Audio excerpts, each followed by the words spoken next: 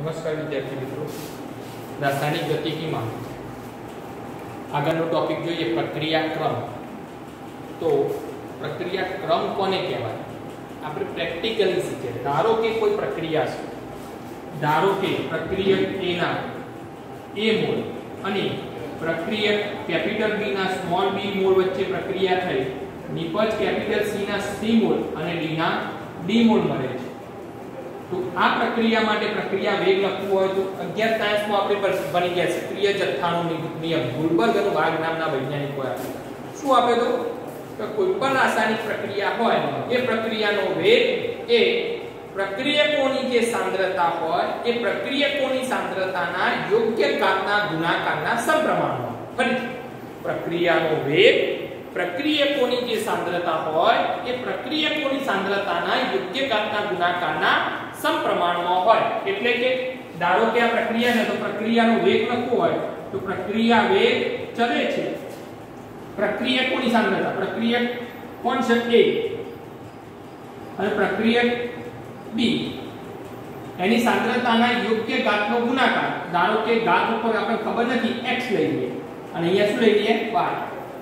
પ્રક્રિયાનો વેગ એ પ્રાયોગિક બાબત છે એટલે આ x અને y કઈ રીતે આયા એ પ્રાયોગિક પાસા પર આધાર રાખે છે.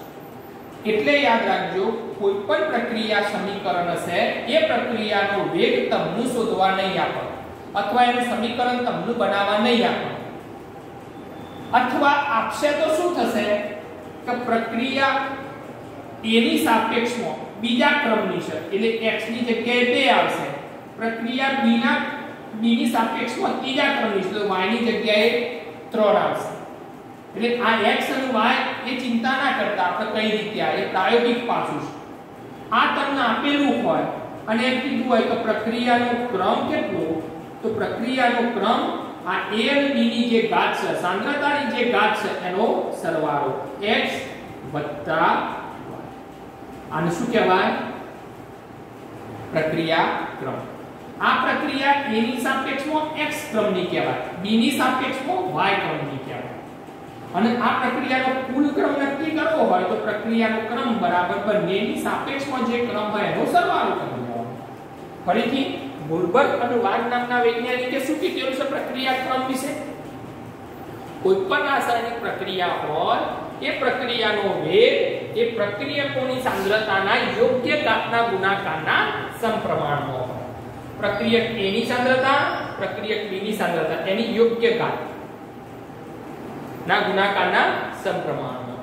અને આ ઘાત જે છે એ ઘાત શું કહેવાય? એનો પ્રક્રિયાક્રમ કહેવાય. એટલે પ્રક્રિયાક્રમ બરાબર x વત્તા y. એટલે ટૂંકી ટચવાત પ્રક્રિયાક્રમ એટલે પ્રક્રિયાના વેગના સમીકરણમાં પ્રક્રિયકોની જે સાંદ્રતા હોય એ સાંદ્રતાની જે ઘાત હોય એનો સરવાળો કરો એટલે પ્રક્રિયાનો કુલ ક્રમ મળશે. ઓકે, આ જે મુદ્દા પરથી આપણે મેઇન પ્રશ્ન બનીએ શૂન્ય ક્રમની પ્રક્રિયા માટે વેગ અચળાંક અને અર્ધ આયુષ્ય સમીકરણ તારવો. શૂન્ય ક્રમની પ્રક્રિયા માટે બે વસ્તુ, એક વેગ અચળાંકનું સમીકરણ અને અર્ધ આયુષ્ય સમીકરણ. હવે આ જે બન્યા એમાં શૂન્ય ક્રમની પ્રક્રિયા કોને કહેવાય? તો શૂન્ય ક્રમની પ્રક્રિયા કોને કહેશે? શૂન્ય ક્રમની પ્રક્રિયામાં પ્રક્રિયાનો વેગ પ્રક્રિયકની સાંદ્રતાના શૂન્ય ઘાતાંક ના સમપ્રમાણમાં હોય. ધારો કે R થી P પ્રક્રિયા છે તો આ પ્રક્રિયા શૂન્ય ક્રમની હોય તો પ્રક્રિયા વેગ શું લખાય? તો પ્રક્રિયા વેગ ચલે છે પ્રક્રિયકની સાંદ્રતાના યોગ્ય ઘાતના ગુણાકારના સમપ્રમાણમાં. હવે ઉપર જે ઘાત હોય ક્રમ બતાવે છે એટલે કયો ક્રમ છે? શૂન્ય ક્રમ. એટલે ઘાત કેટલી હશે? 0. પ્રક્રિયા હવે કોની સાપેક્ષમાં લખ્યો? r ની સાપેક્ષમાં. r ની સાપેક્ષમાં લખવું હોય તો શું લખાય છે? આપણે જોયું આગળ dr/dt. પ્રક્રિયાનો વેગ માઈનસ કેમ લખ્યો ભાઈ? તો સમય સાથે પ્રક્રિયકની સાંદ્રતા ઘટશે એટલે dr/ ચલે છે નું ચિહ્ન કાઢી નાખે કે r ની 0. કોઈ પણ ની 0 ઘાત હોય તો શું લખાય? dt ઉપર લાવી દઈએ. 0 ઘાત હોય એટલે 1. આ તો 1 થઈ જવાનો. dt ઉપર આવી ગયા. બંને બાજુ સંકલન કરતા આપણે સંકલન કરીએ તો dr નું સંકલન શું થાય? r. અને dt નું સંકલન શું થાય? તો t. સંકલન કરીએ એટલે વત્તા શું મૂકવો પડે? સંકલન અચળાંક c મૂકવો પડે. મેં સ્વાન ખબર હશે. dr બરાબર -kdt. dr નું સંકલન કર્યું તો r આવ્યું.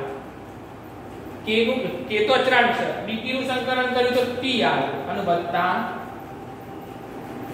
કયા સમય માટે કર્યું છે? t. એટલે અહીંયા આપણે સિમ્પલ મૂકી દઈએ કે t સમયે સાંદ્રતા RT હશે. અહીંયા જે સમય લો એ અહીંયા તમે મૂકી શકો. આવું ધારો કે t બરાબર 0 સમયે લખવું હોય શું લખાય?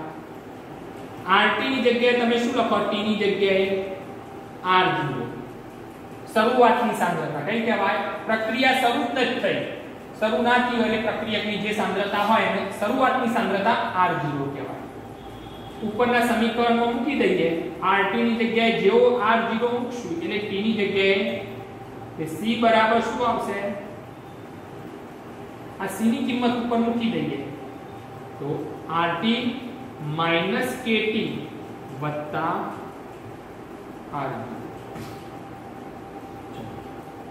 kT નું સૂત્રનો કરતા બનીને પેલી બાજુ લઈ લઈએ. RT આ બાજુ લઈ લઈએ. બે kT બરાબર શું લખાય?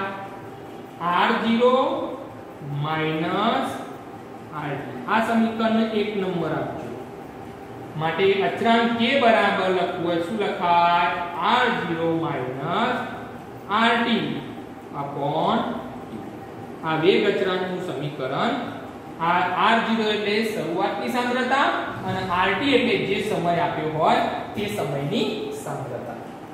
આપણે સમીકરણ 1 જે લાયા એ સમીકરણ 1 જે છે એનું y બરાબર mx + c સાથે સરખાવતા. હવે mx + c સાથે સરખાઈએ તો કોના વિરુદ્ધ કોનો આલેખ આવશે? તો જોવાથી ખબર પડી જાય. y અક્ષ ઉપર કોણ છે? તો y અક્ષ ઉપર RT હશે અને x અક્ષ ઉપર x ની જગ્યાએ શું છે? t. એટલે કોના વિરુદ્ધ?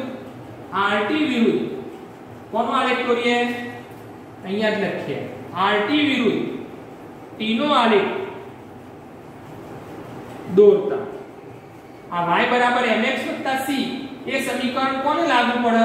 તો જે આલેખ સીધી રેખા મળતો હોય એનું y બરાબર mx + c લાગુ પડશે. એટલે y બરાબર mx + c આલેખ દોરશું એટલે આલેખ સીધી રેખા મળશે. યાદ રાખજો સમય સાથે સાંદ્રતામાં શું થાય છે? ઘટાડો થાય છે. એટલે શરૂઆતની સાંદ્રતા મહત્તમ હશે એટલે ધીમે ધીમે સમય સાથે શું થશે? એટલે આલેખ આમ આવશે.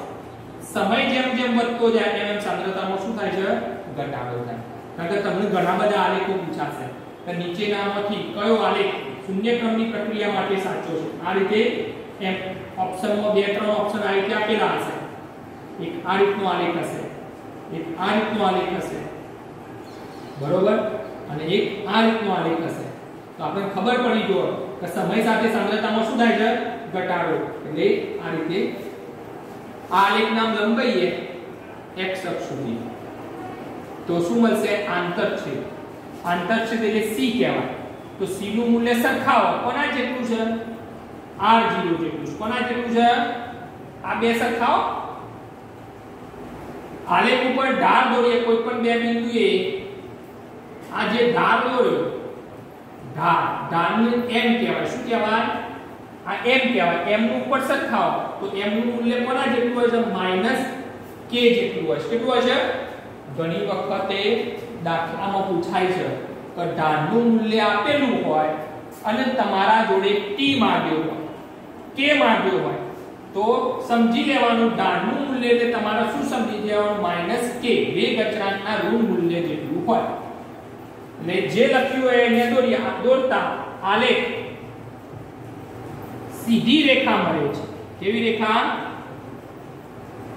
આલેખનો ઢાળ m કેટલો થવાનો? -k અને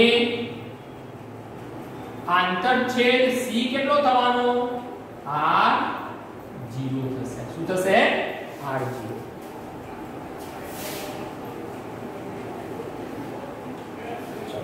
આટલા સુધી તો ખાવ. હવે બીજું સમીકરણ છે અર્ધ આયુષ્ય સમય. અર્ધ આયુષ્ય સમય નામ ઉપરથી જ ખબર પડે. વ્યાખ્યા લખીને લખી શકાય કે પ્રક્રિયકની શરૂઆતની સાંદ્રતા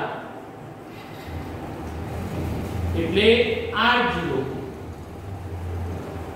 અડધી થવા માટે લાગતો સમય એને શું કહેવાય? અર્ધ આયુષ્ય સમય t1 હાફ કહેવાય. શું કહેવાય?